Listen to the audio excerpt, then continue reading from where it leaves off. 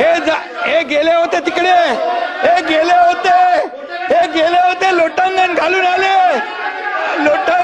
आले आणि म्हणाले मला वाचवा आणि पुन्हा पलटी मारली आणि म्हणून यांचे प्रमुख पण गेले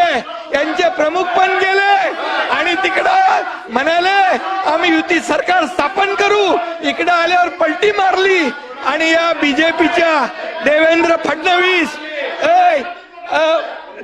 फडणवीस, गिरीश महाजन, प्रवीण दरेकर, आशिष शेलार या 4 लोकांना जेलमध्ये टाकणार होते. जेलमध्ये टाकून महाविकास आघाडी सरकारमध्ये भारतीय जनता पक्षाचे आमदार घेणार होते.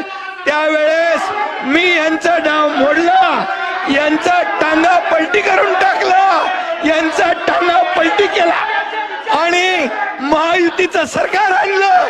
महायुतीचं सरकार बसा